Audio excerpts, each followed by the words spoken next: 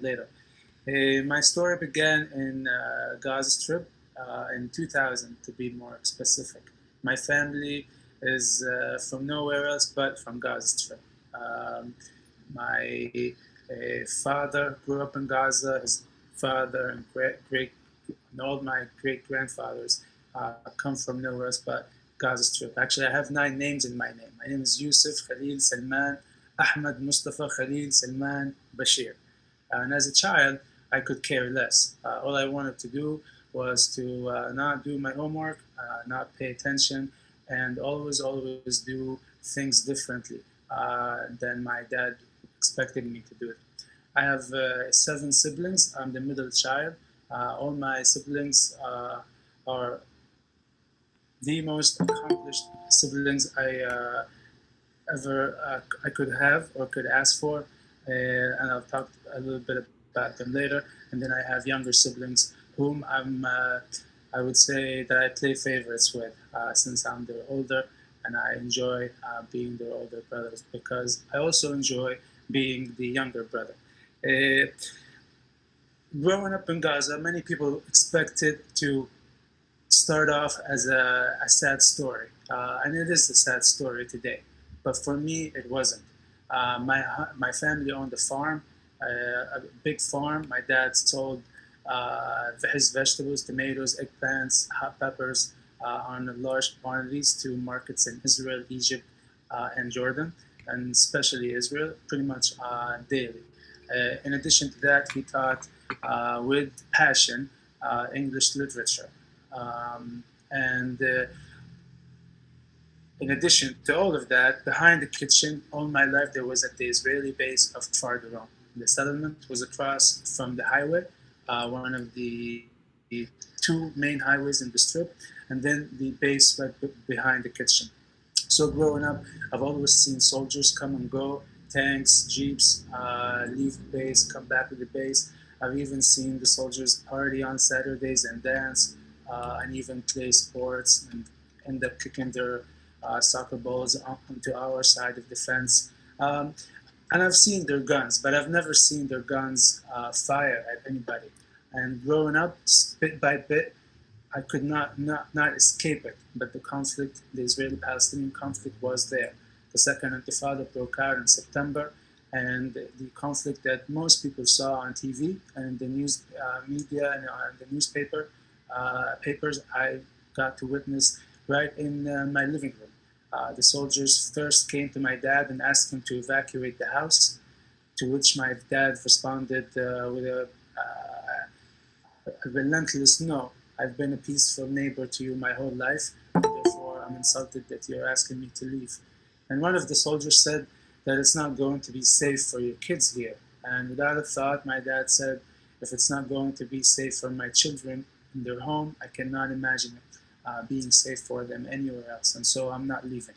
A few days later, they came back with more soldiers and more equipment.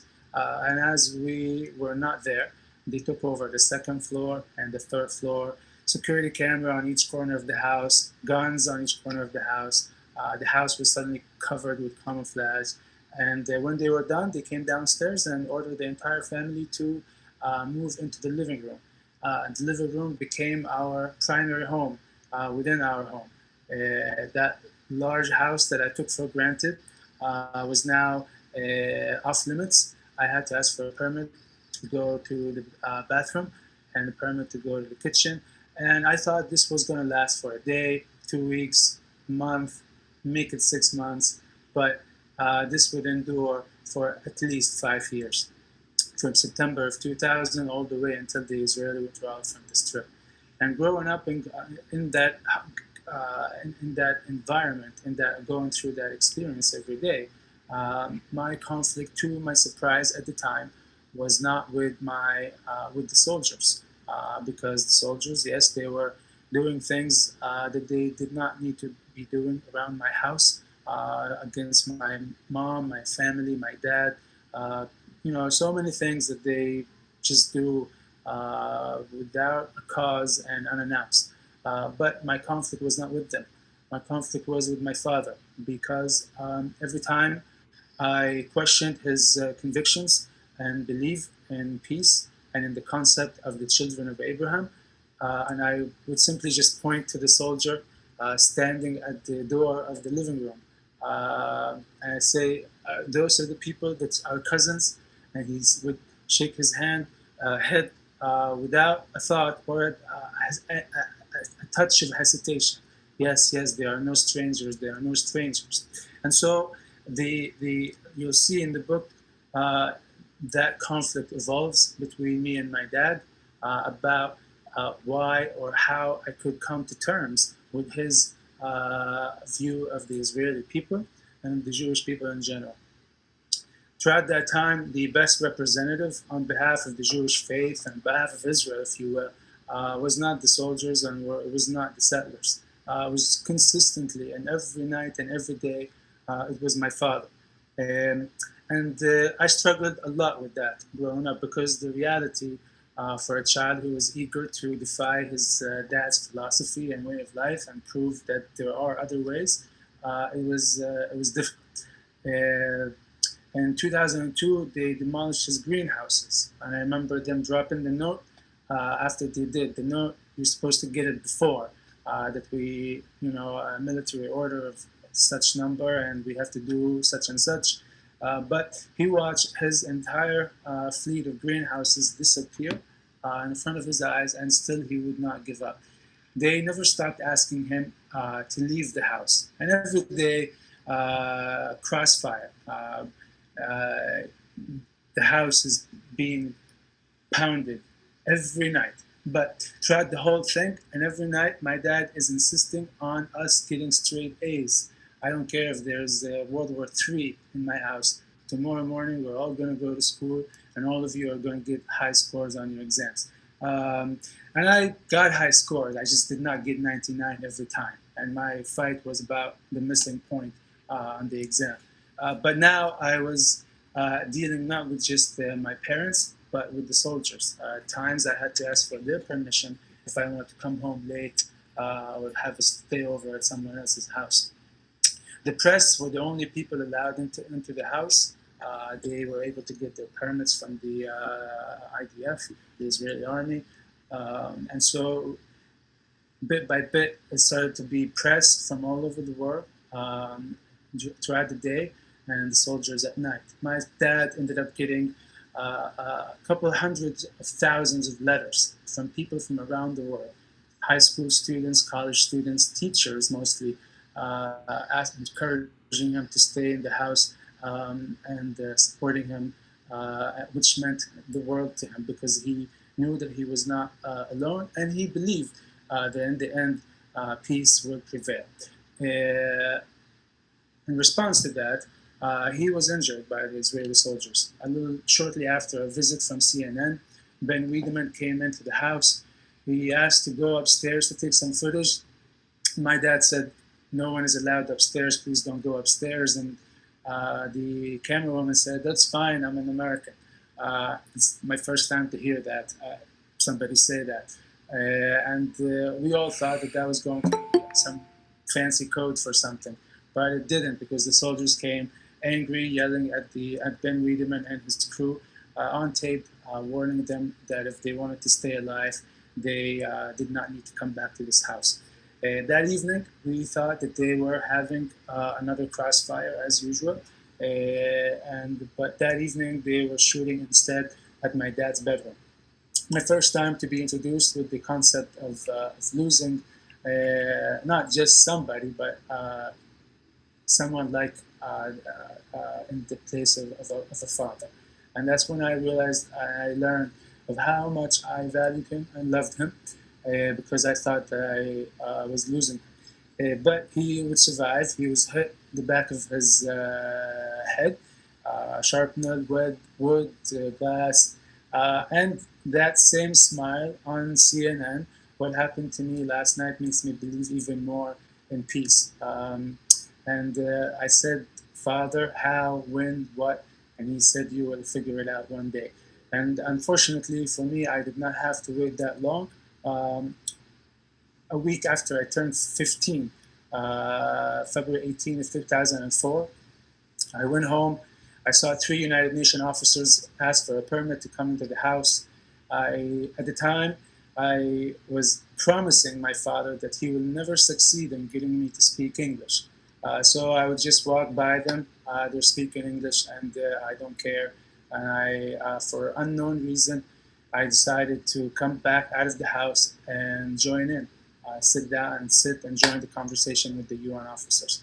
I was just mostly listening, but their permission was for 15 minutes. But after 7, the soldier asked them to evacuate. So they got up, back to the car, and as the Toyota car was backing away from the house, my father is in front of me. The soldier who they were just speaking to at the tower was just right behind us. And as I waved with my hand goodbye to the car, to the UN, the sound of a gunshot went off. That's when I immediately fell to the ground. I knew that I couldn't stand back up.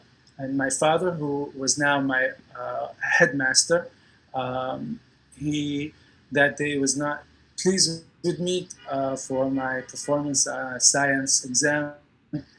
And I thought that it was now him about to watch me go through that experience of when I thought that I was losing him.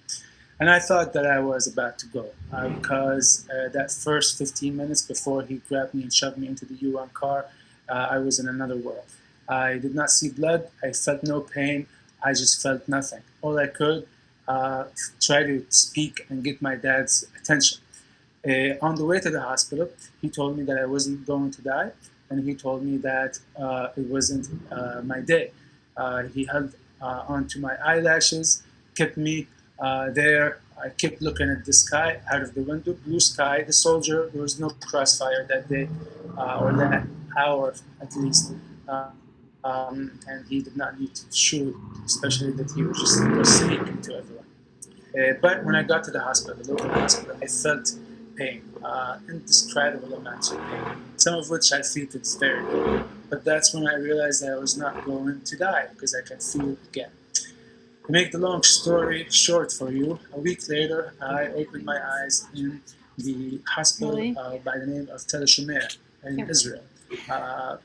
And for the very first time, every description of the Jewish people and the Jewish faith was now about to translate into reality, in real life, in real action, by human beings, doctors and nurses, including even the visitors who would come visit their patients. I was transferred to Tel Shemer there for 7 months in surgery, and additional a couple of more months in 4 months in surgery and 7 months in physical therapy, the children's department, Shikumi Ladim. And there I was in a wheelchair every day. It was an Israeli nurse and an Israeli doctor who pretty much dressed me up, gave me my medication, trained me how to get out of bed, how to take the stairs, how to sit back in a chair. Things that I never expected that I would someone would teach me how to do again, especially someone who I've always expected nothing but negative and painful things. But now that's about to be changed.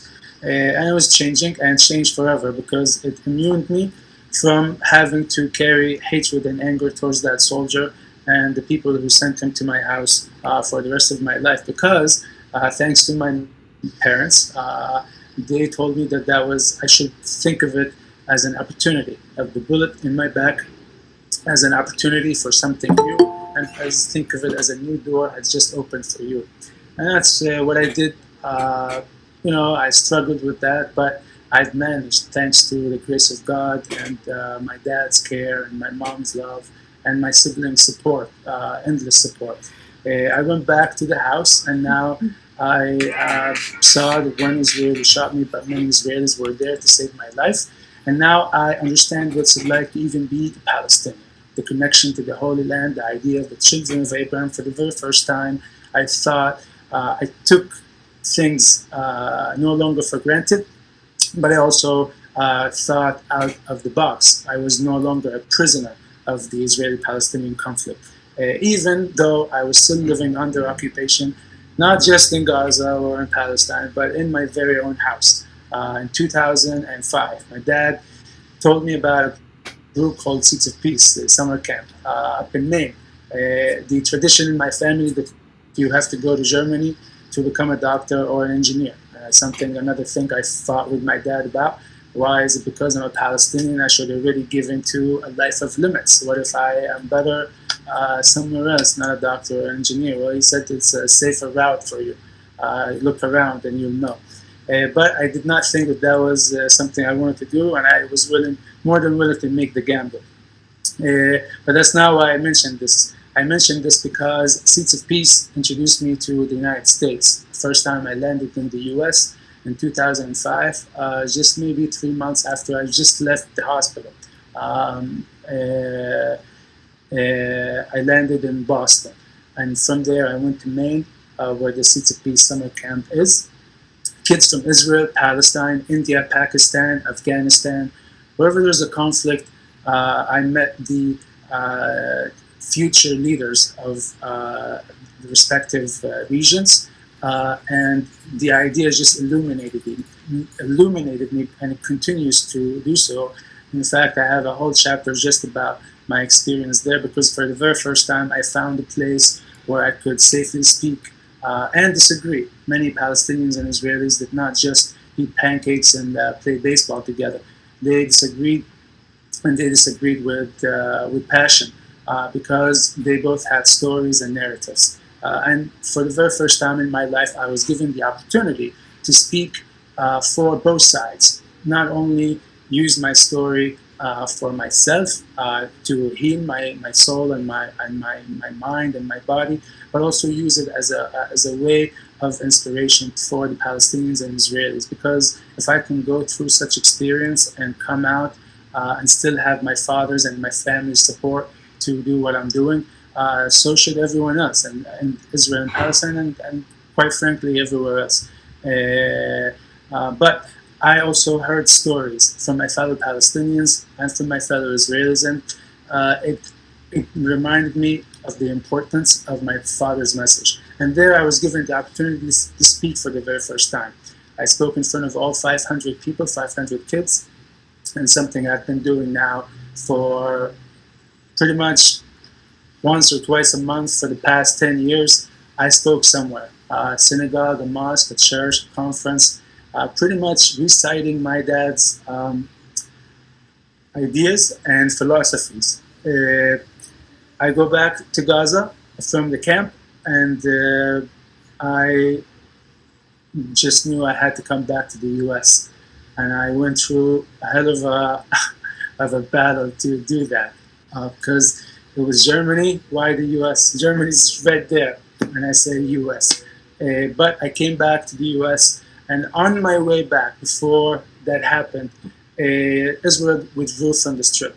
And for the very first time since September of 2000, my dad ran upstairs and shouted. I've never heard him shout with excitement. And he said, "I told you I was going to get the house back." Now, for my father, he not only demonstrated and proved himself to me as the only winner of the whole thing in Israel and Palestine, he demonstrated to me and to my siblings, and quite frankly to the entire neighborhood at the very least, that his philosophy is worth pursuing. My dad was mainly concerned. He would say, they can destroy the house, they can shoot at the house, they can injure us, they can. But the most important battle is the battle for our humanity.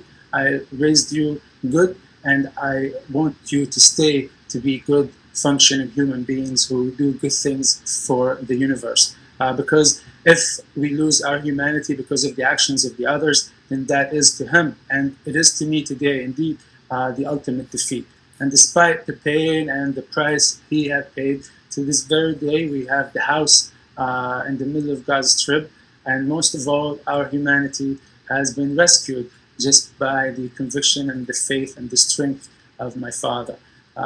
In sophomore year in college, I heard some sad news about him, that he would no longer be in my life. So I sat down and I decided to um, write down his story, um, because he deserves to live on. I've seen so many failures after 2005 on both sides, efforts that did not lead to peace, efforts that did not lead to changing lives for the Palestinian people. And so I became convinced that I needed to, whatever it is I do in my life, and luckily and fortunately, I wanted to do activism and politics and diplomacy, but I wanted to also invest in the form of art and writing. I've always toyed around with the idea of writing and reading novels, etc., etc. And I thought that writing and we have to come up with new ways of exchanging our ideas. It is time that we invest in truly telling our narratives and communicate our experiences to one another. We can no longer count on our politicians and our leaders to understand and bring that human experience, the human sacrifice that has been going on now. I can only speak from my side, and I understand the other side, but now it's been going on for far too long. And the words of my father is a message and a letter to every Jewish man and woman out there, but every human being as well, because peace is not only something that we need in Israel and Palestine, peace is something now we need in Washington, D.C., where I live today. So thank you for listening to me. It's been quite an honor. I've done a tour all over the U.S. last year, and I'm still doing it until pretty much May. I work at the SDN and Abraham Center, so we work specifically with the Orthodox Jewish community in the U.S. on education about going and looking at the conflict through other ways other than politics, because we share so much in religion. When you go to literature, poetry, and other forms of things, it is so easy to find so many similar and common values. And that's precisely why I also went out of my way to go and attend Brandeis University. I felt that it was not just something I wanted to speak about. It's also something I hope by taking the first step, I will also encourage people to also live that peace. What does that peace look like? And I was there in 2014. A war happened with Gaza. Israeli planes were pretty much pounding the Strip. And my classmates were soldiers in the army. But I knew that every day there, I was speaking not only on my behalf, but on behalf of my people, because I became a peaceful person. I was taught peace, hope, love, and forgiveness, not in my beloved Boston, but in Gaza Strip. Thank you, everyone, for listening to me today.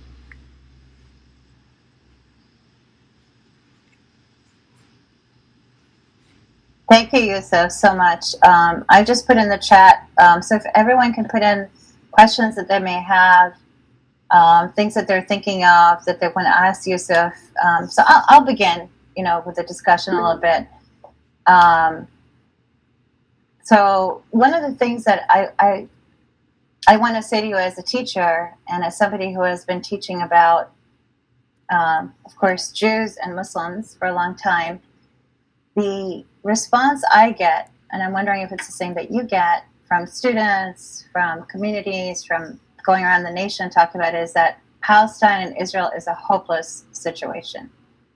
Can you talk a little bit to us about that? Yeah, well, I don't blame you for saying that, but it's not a hopeless situation. It's far from it. I think the moment we allow the human touch to take its course between both sides, I don't have to cross an ocean to get to the Israelis. We are there. It's pretty much a 10-minute, 20-minute ride. But yet we never communicate. We never see each other. We are separated in such a sophisticated way, like no one else. And so it feels that we are far, far away from each other. But I've studied just about everything that was published by an Israeli or Jewish author, whether left or right. And every time I have to tell you, pretty much every other page, I say, oh, this is similar to what I read in the Quran, or this is similar to what I learned in high school in Gaza.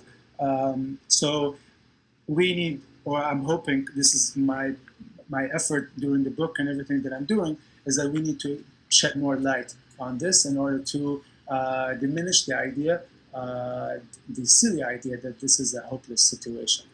It simply isn't. 10 years ago, the idea of Israel just opening the borders for Palestinians to go visit restaurants in Tel Aviv was laughable. But COVID hits, and now Palestinians' economy is not very good. But a couple of times now, over the past 4 months, the Israeli army just opens the borders where Palestinians got to go and do shopping around in Tel Aviv. I'm just saying, when we want to, it is far, far from hopeless. And it's just, as someone who lived through it, I don't think that it is so. Okay, thank you. Ireland, do you want to take it on in terms of the chat questions? Ireland Twiggs is the assistant for the center, and she's been wonderful in helping me with this event, and so she will take over for now. Hi, Yousef. Thank you so much again for sharing. I have 2 questions that I'm going to kind of synthesize into one for you to answer. The first kind of part is, was there any punishment for the soldier who shot you? And the second one is, did things feel any different after 2005 with the Israel disengagement from Gaza? So the first question, I've never really thought of it this way. I finished the book with a letter just for the soldier, telling him what I've been up to with my life and what my dad told me. When my dad told me that I needed to forgive, not just because of the soldier, but for my very own sake. In order to see the light, I had to forgive, and I forgave the soldier, despite the fact that I still deal with the bullet in my back to this very day. I'm not concerned with the word punishment as much as hopefully by doing so, it will bring about change in the mentality between Israelis and Palestinians. Did things change? Not on the ground, I'm sorry to say. The first chapter in my book calls Gaza paradise, and it was paradise to me, but today it has been isolated. A lot of refugees. I don't need to get into how drastic the situation in Gaza is. Every pretty much group and organization and NGO out there put out reports on the need to pay more attention to the situation in Gaza Strip, not just politically, but in terms of climate change, economy, poverty, development, education, so many other fields that have nothing to do with politics. And not everyone in Gaza is involved in politics, but everybody in Gaza is paying the price for that blockade that now not only imposed by Israel, but also imposed by Egypt. The situation there is terrible, but the Palestinian people, every year and every summer, despite everything, they are still out there. The demonstrations by the borders last year, or the last 2 years, when I saw Palestinians for the first time, instead of throwing rocks and stones, painting their faces with funny characters and funny superheroes, etc., to express themselves. There is violence, there is disability, but I'm always encouraged and inspired by the young people in Gaza Strip and the young people throughout Palestine and the young people I meet on the Israeli side who tell me that we are also eager to live in peace. We don't want to live in a hostile zone. And I get to resonate with the human experience on both sides, because that's what we need to understand first and foremost. Thank you. Yousef, do you have your book there? No, I don't. I have it. It's far. I would have to get it. It's okay. It's okay. I just wanted to read. And if I see comments popping up, so people don't think Okay. feel free to read them or tell me what I need to do. Okay, so one of the questions that has been asked is, what is your fondest memory of your time in Gaza?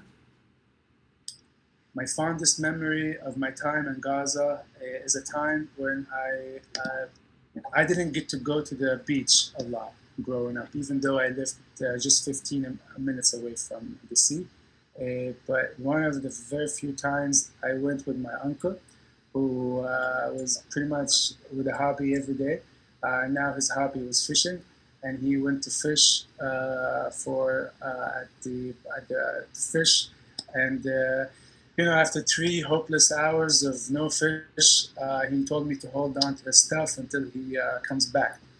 But I was too smart to figure out that he just went to the fish market to buy fish, and when we went home, he told my grandmother that he caught all this fish. And just me as a kid, I said, no, he didn't. He caught it. He just bought it from the market. And he chased me literally from their house to my house. That was pretty much the last time I went to the beach for that year. Because now the soldiers are in the house, and summers, forget it, to go to the beach. Because we would have to leave the house together, and we'd have to come back together. And we could not leave my mom and my grandmother alone, because pretty much every day we had to do so when we went to school.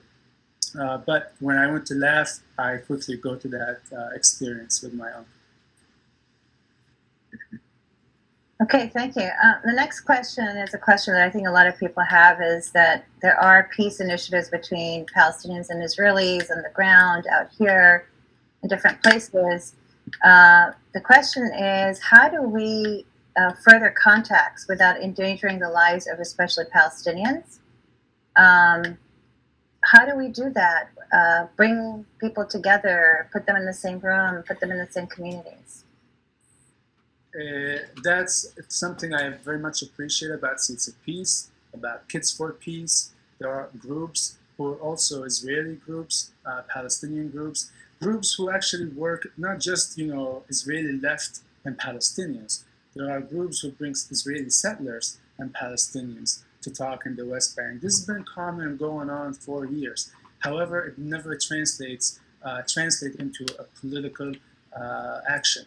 And this is because at the end of the day, there hasn't been enough education on the human level. Most Palestinians think that they just need to make peace with the people on the left in Israel. And most Israelis, unfortunately, when they meet me, we wish all Palestinians were like you. We will have no conflict anymore. But that's not the case. I have to make peace with those who don't have high opinions of me and my people. And the same goes for the Israeli side. They will have to make peace with the ones who go out of their way to deny their existence and their story and their narrative and their background and their experience. That's why I appreciate a book called Letters to My Palestinian Neighbor by a friend and a partner, Levi, who does not focus so much on the game of blaming and putting why we have such and such. It's because you did such and such. No more of that. But here is my story. Here is my connection to the Holy Land, to the concept of the children of Abraham. Here is why I go out of my way and I leave Brooklyn, New York, to come and live there. Many Palestinians, it has been translated into Arabic.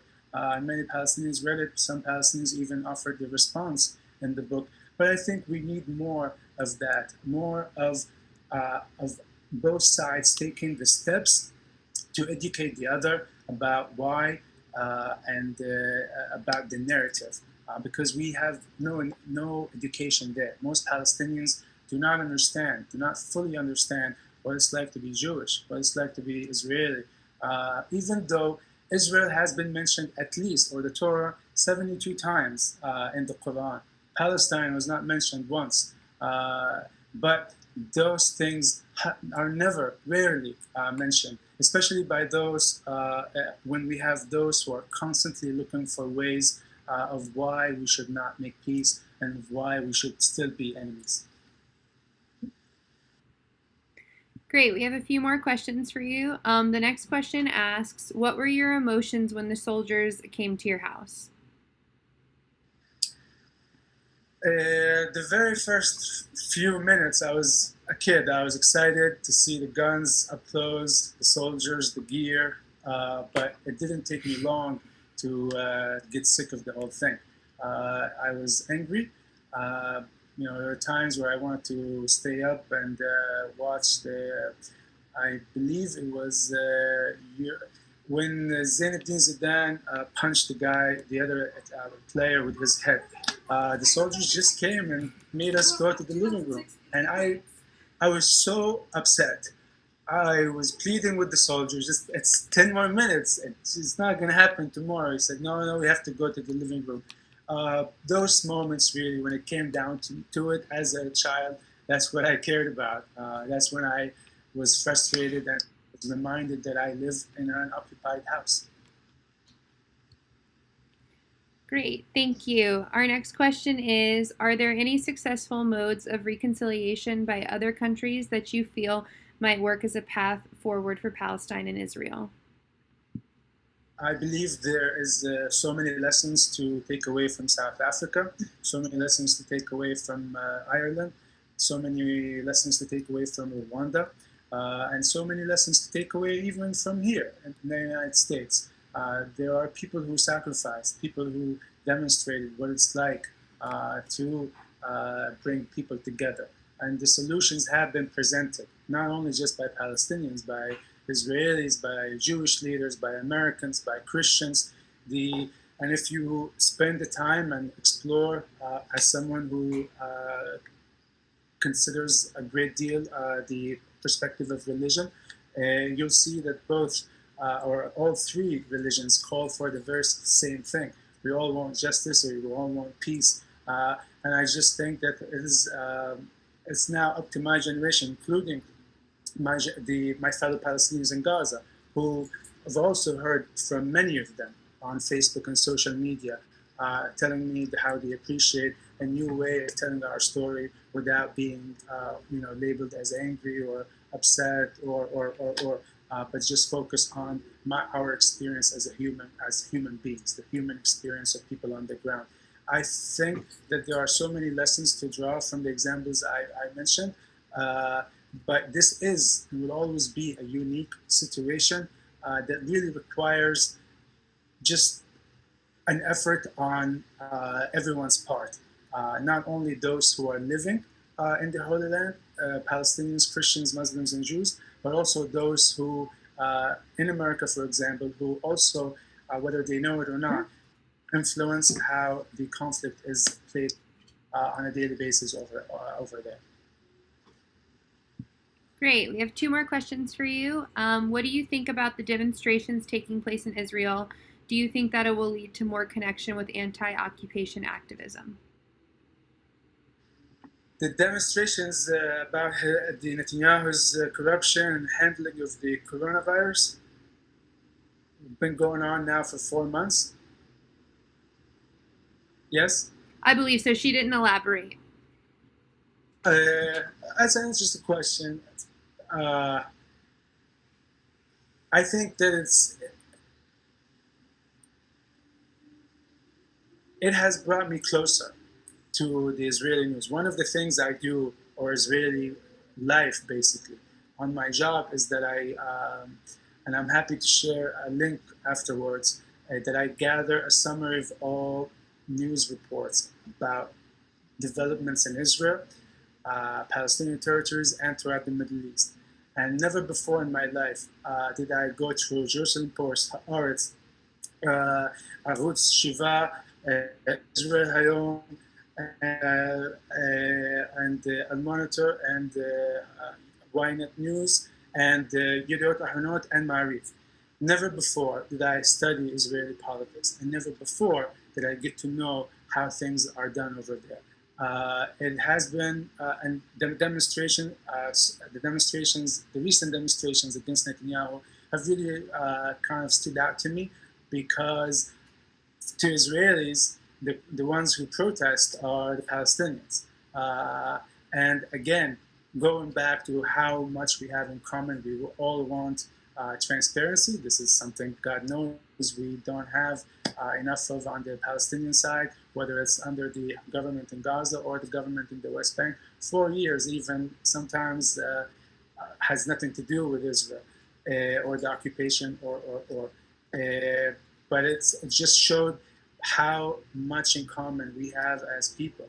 People also demonstrated in last year, just 2 months before Corona came to the world, were demonstrating against the government in Gaza for bad services when it comes to water, electricity, police accountability. People don't just in Palestine just protest against Israel. We are as a nation that is aspiring to become a state. We care about far so many other things. And those protests, at least I hope, for the Palestinians who have been watching, have brought a sense of commonality between the two peoples. Thank you for that response. The last question we have for you tonight is, overall, do you think that the U.S. has been a fair mediator in the conflict? If not, do you think it's time that another country takes the United States' place? The U.S. has definitely not been a fair mediator over the past 2 years, at the very least. I mean, on a personal level, I lost my job because of the decision of closing down the Palestinian mission to the U.S., which to me, all my life, my professors at Brandeis told me that it's during conflict is when we need representation on the other side. But here I am for the very first time working for the Palestinians after just going to Brandeis and after just working for Senator Sanders in the Senate, who is a proud progressive Jew who never stops talking about his experience living in a kibbutz in Israel.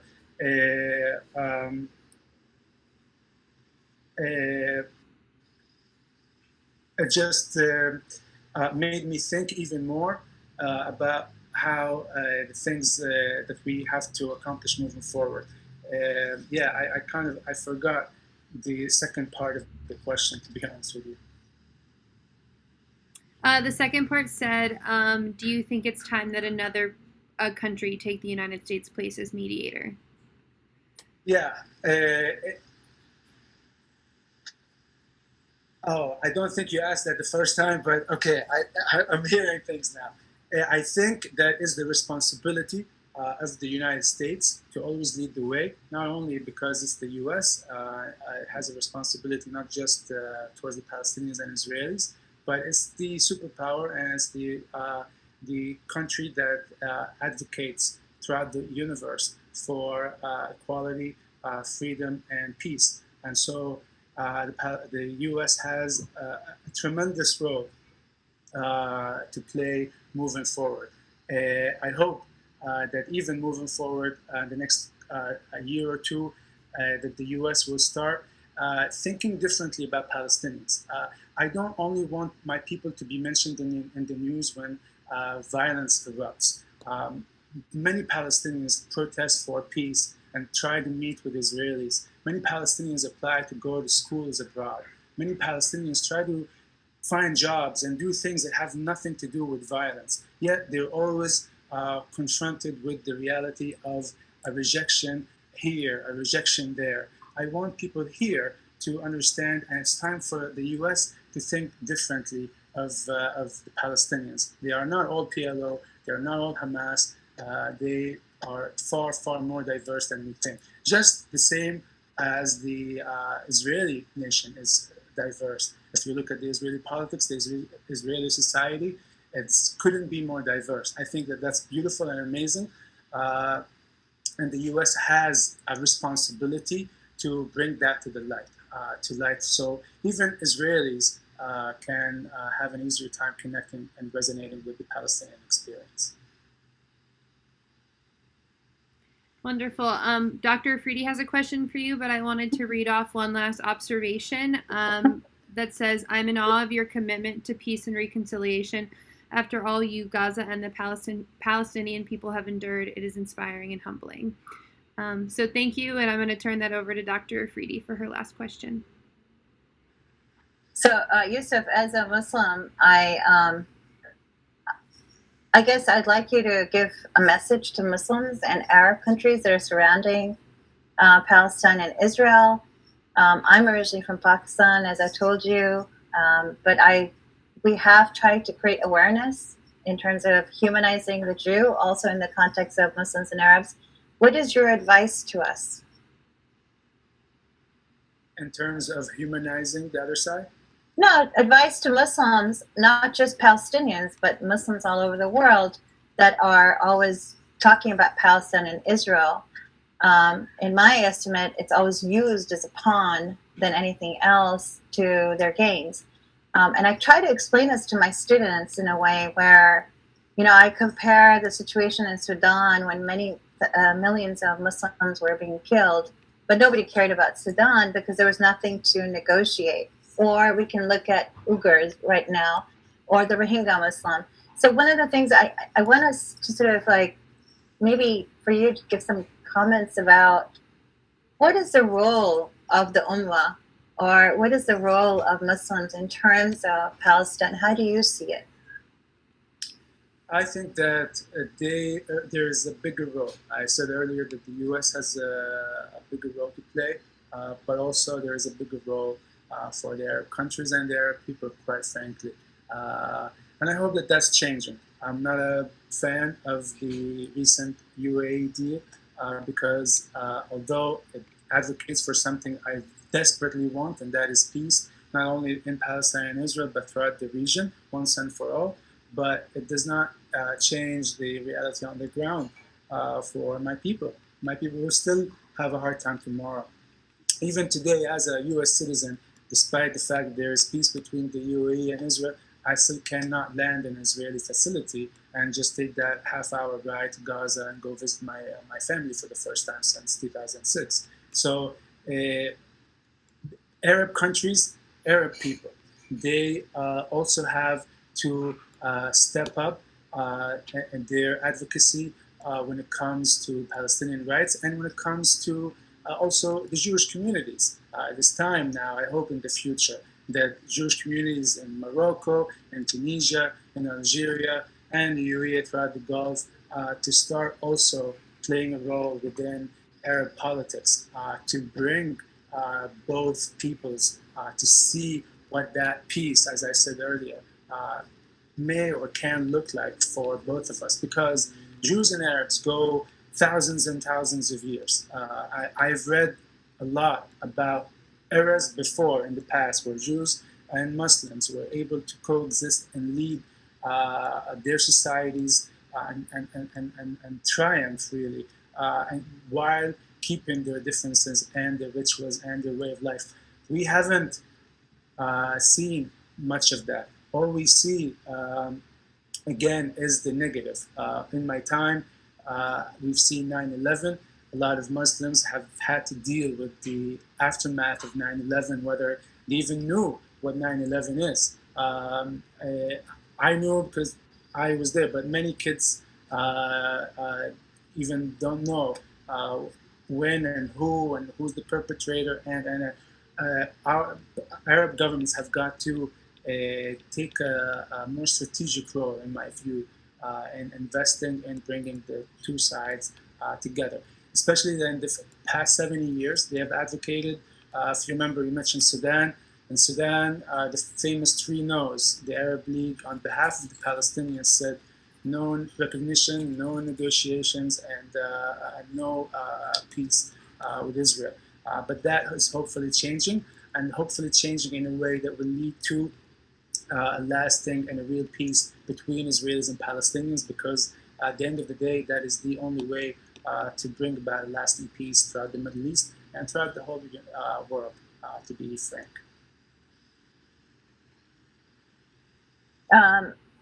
Everyone on this has been thanking you and talking about how wonderfully inspiring you are, Yousef. And I just want to say that something you said that is coming up a lot also in the United States as we do interfaith things and I go to events is that one must not lose our humanity and dehumanize the other. And I think that is one of the messages that we can give to each other, even today in the United States, with the divisiveness of politics, of how we see one another, where we stand, Black Lives Matter. So, I mean, I think losing one's humanity is to not want peace, right? Because the humanity in us wants peace. We want the stability. We want the reconciliation and acknowledgement. So the strategies or how we humanize each other is really important. I know, yeah. Thank you very much, everybody. I know that this is may have been hard for some of you, if not all of you. I hope the opposite, but that is the point of what I'm trying to do.